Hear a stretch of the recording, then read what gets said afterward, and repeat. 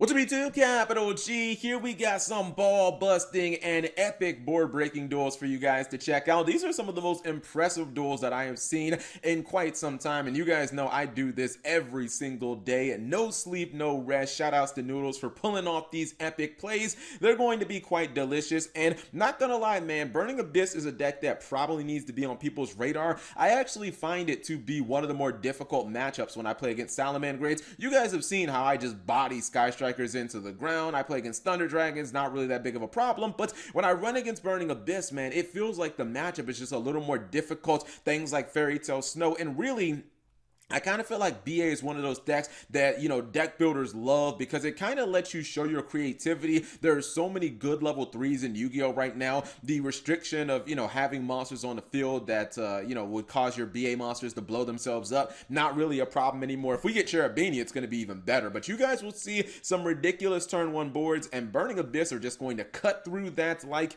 I guess an Edge Imp sabers through paper. I mean, that's just a little bit of a flufful joke. Anyways, you guys look at the hand. It doesn't look good, but don't worry, the field is going to look good. You guys don't, come on guys, I vet these duels. He obviously can get twice sold. Once you get twice sold, I don't care what deck you're playing, even if it's table 500, it basically becomes meta. He's able to go ahead and get the, this is Zombie World on field, and now you can tell, even with the Needle Fiber Summon Sorceress, which by the way, don't rage, I promised myself I would not upload any more Needle Fiber Summon Sorceress duels, but I was like, I'm gonna make an exception for this one, it's okay.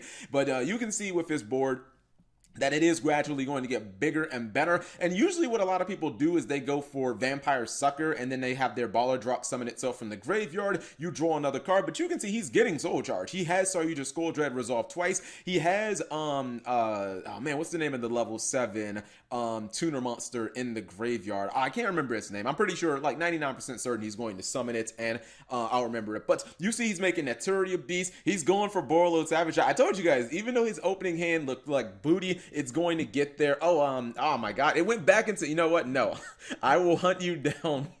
What is the name of this freaking card? It went back into the deck so freaking fast that I couldn't even read it. And Destrudo, there we go, Destrudo. So, and you know what, the guy has evenly matches, so I guess that's his backup plan if he goes second. But you can see the board, it is ridiculous. And by the way, he's not even done, because he is going to be able to get the Baller Drops on board. And actually, I think he's going to summon 2 of them. Like, actually, how the hell does he break this board? I've watched this duel multiple times, and even I don't get how he lost.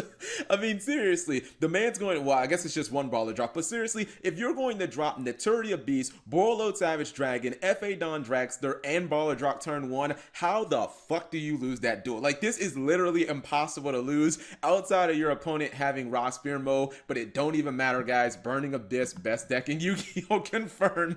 He's gonna tribute, get rid of Baller Drop, which that card is a problem, man. I'm starting to think that zombie players, they know something, because Baller Drop is a little too good. He does use the Borreload Savage Dragon on Dante, which was weird. That allows him to go into Nightmare Cerberus and just simply get rid of the Don Dragster. Now, since this is almost certainly a Sekka's Light build, these kind of spell and trap negators aren't really going to do much against Burning Abyss, because it's not like he's going to open with a whole bunch of spell street and negates. He's going to go for Borisword Dragon. Oh lord, he might get OTK'd. How do you get OTK'd through this board? His opponent obviously says, Cap G, I'm gonna rage quit. Oh, you know what? It wasn't even, well, yeah, he was going to get OTK'd. For a second, I actually forgot about the fact that he used Soul Charge, and he probably used Destrudo as well. So 700 life points, pretty easy to OTK through that. As soon as I said OTK, I'm like, wait a minute, he used Soul Charge. His life points must be really low. So guys, 4 disruptions, 4 negations, don't even matter. Burning Abyss Master Race, this is going to be the same type of deal. Second duel is going to be just as impressive. We saw in that last duel, his opponent basically spent, what was it, 7,300 life points between Soul Charge and Destrudo. This is going to be kind of the opposite. Opponent's not going to spend any life points.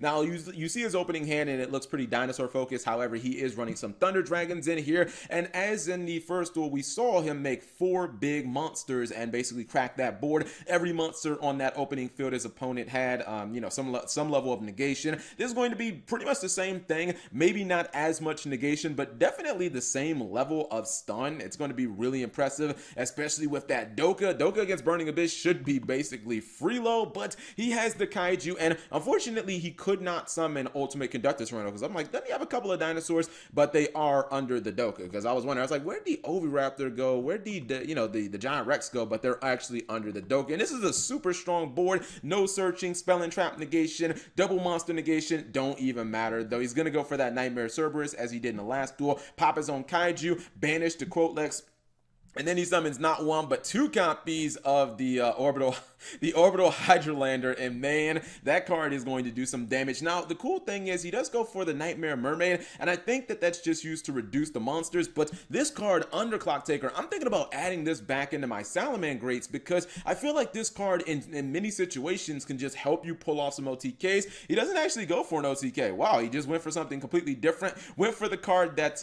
no, wait, I'm trolling. It wasn't. It wasn't OTK. I'm trolling. I'm sorry. Usually when you steal someone's monster with Borreload Dragon, you're like, this isn't going to be an OTK. My commentator brain took over, and I forgot what I was actually watching. I'm like, all right, he didn't go for Boral Sword. He went for Borreload. Not going to be an OTK confirmed. Then I'm like, hold up. He has two 3,000 attack monsters plus the 1850. So I think he might have actually won by 50 damage. This Burning Abyss deck is fucking impressive. Let's pause for one quick second and look at the deck.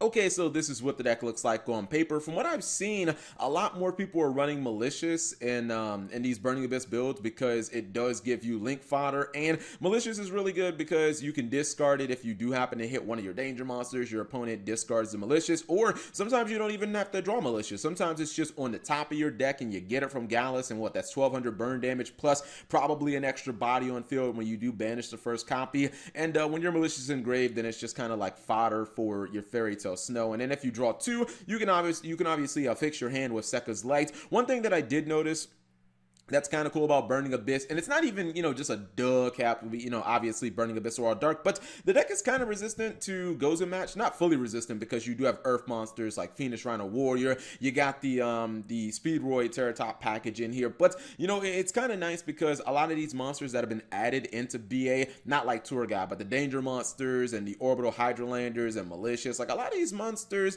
Zephyros the Elite, they are dark attribute. I played against a Pendulum guy, and he kind of did the same thing. Turn one, he had kind of a janky board, but then he made Underclock Taker. He converted it into Phantom Knights of Rusty Bardique, and that got him two copies of the Phantom Knight Fallblade, which I was like, whoa, that's really good in Pendulums. I kind of feel like people should be playing that, and it kind of keeps your entire board basically dark, and I think that kind of applies here. Now, obviously, no hand traps, even though he does have like the BLS for light, but that's Fairy Tale Snow and all that stuff. But no hand traps because you basically just want to kaiju your opponents. I'm guessing whatever their biggest, the monster that they put on board that basically won't let you play. Hopefully it's not, Abyss Dweller, but if they put a Doka on board, or they put something that you can't deal with, just kaiju the monster, and then just hopefully you can kill them through the kaiju. And Underclock Taker is a big help. I might actually put this card back in my Salamangreats because it just does so much work.